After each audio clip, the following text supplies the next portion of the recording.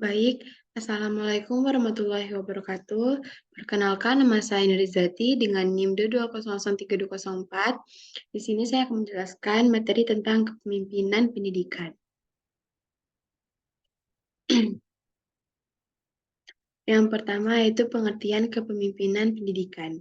Kepemimpinan secara umum didefinisikan sebagai kemampuan dalam kesiapan yang dimiliki seseorang untuk dapat mempengaruhi, mendorong, mengajak, menuntun, menggerakkan, mengarahkan, dan jika perlu memaksa orang lain atau kelompok agar dapat menerima pengaruh tersebut. Dan selanjutnya, berbuat sesuatu yang dapat membantu tercapainya suatu tujuan tertentu yang telah ditetapkan. Hakikat dan arti kepemimpinan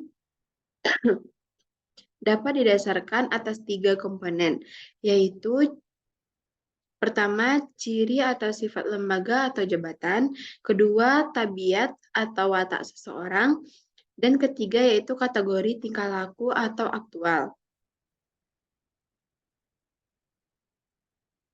Kepemimpinan pendidikan adalah kemampuan untuk menggerakkan pelaksanaan pendidikan sehingga tujuan pendidikan yang telah ditetapkan dapat tercapai secara efektif dan efisien.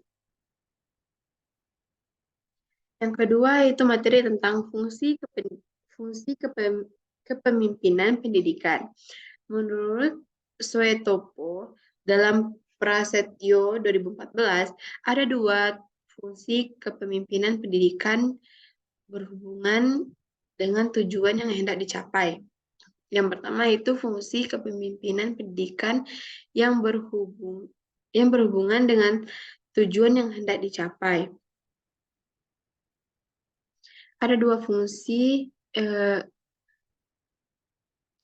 kepemimpinan pendidikan yang berhubungan dengan tujuan yang hendak dicapai antara lain terbagi menjadi 6 bagian, yaitu pertama memikir, merumuskan dengan teliti. Kedua, memberi dorongan kepada para anggota kelompok. Ketiga, membantu para anggota kelompok dalam mengumpulkan keterangan-keterangan. Keempat, menggunakan kesanggupan dan minat khusus dari anggota kelompok. Kelima, memberikan dorongan kepada setiap anggota untuk melahirkan peranan, pikiran, dan memilih buah pikiran yang baik. Dan terakhir yaitu memberi kepercayaan dan menyerahkan tanggung jawab kepada anggota kelompok. Fungsi kedua yaitu fungsi kepemimpinan pendidikan yang berhubungan dengan penciptaan suasana pekerjaan yang sehat. Yaitu antara lain terbagi menjadi 4 bagian, yaitu pertama, memupuk dan memelihara kesediaan kerjasama. Kedua, menanamkan dan menumpuk perasaan pada anggota masing-masing melalui penghargaan dan terhadap usaha-usahanya. Ketiga, mengusahakan suatu tempat pekerjaan yang menyenangkan baik ruangan, baik fasilitas maupun situasi. Dan yang terakhir yaitu menggunakan kelebihan-kelebihan yang terdapat pada pimpinan untuk memberi sumbangan dalam kelompok menuju pekerjaan tujuan yang tepat. Materi selanjutnya itu tipe-tipe kepemimpinan pendidikan. Konsep seorang kepemimpinan pendidikan tentang kepemimpinan dan kekuasaan yang berproyeksikan diri dalam sikap kepemimpinan. Sifat dan kegiatan yang dikembangkan dalam lembaga pendidikan yang akan dipimpinnya sehingga akan mempengaruhi kualitas hasil kerja yang akan dicapai oleh lembaga pendidikan tersebut.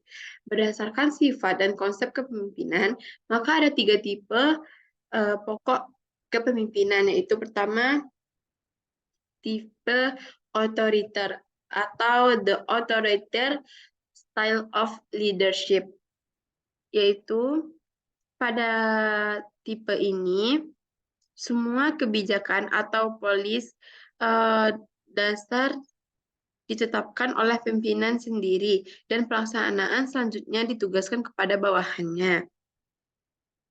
Yang kedua, tipe laissez-faire yaitu atau laissez-faire style of leadership, di mana pada tipe ini Pimpinan memberi kebebasan yang seluas-luasnya kepada setiap anggota, staf di dalam tata produser, dan apa yang akan dikerjakan untuk pelaksanaan tugas-tugas jabatan mereka.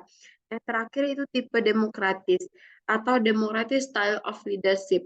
Di mana pada tipe ini seorang pemimpin selalu mengikut sertakan seluruh anggota kelompoknya dalam mengambil keputusan. Kepala sekolah yang bersifat demikian akan selalu menghargai pendapat anggota atau guru yang ada di bawahnya dalam rangka membina sekolah. Selanjutnya yaitu materi tentang gaya kepemimpinan kepala sekolah. Seorang pimpinan dapat melakukan berbagai cara dalam kegiatan mempengaruhi atau memberi motivasi orang lain untuk mampu melakukan berbagai tindakan yang selalu terarah terhadap pencapaian tujuan bersama atau organisasi. Menurut Purwanto 2012, gaya kepemimpinan adalah suatu cara atau teknik seseorang dalam menjalankan suatu kepemimpinan. Gaya kepemimpinan dapat pula diartikan sebagai norma perilaku yang digunakan seseorang saat mencoba mempengaruhi perilaku orang lain, seperti yang ia lihat.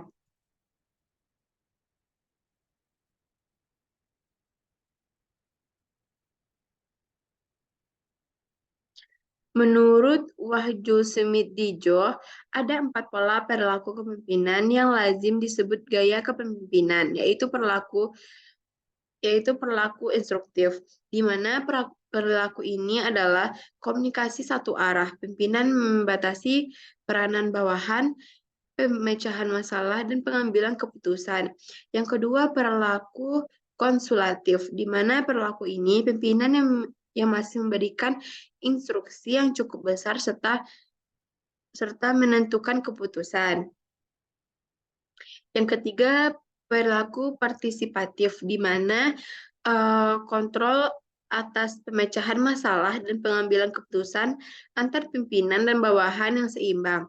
Dan yang terakhir itu perilaku delegatif, di mana perilaku ini pimpinan mendiskusikan masalah yang dihadapinya dengan bawahannya, dan selanjutnya mendelegasikan pengembalian keputusan seluruhnya kepada bawahan.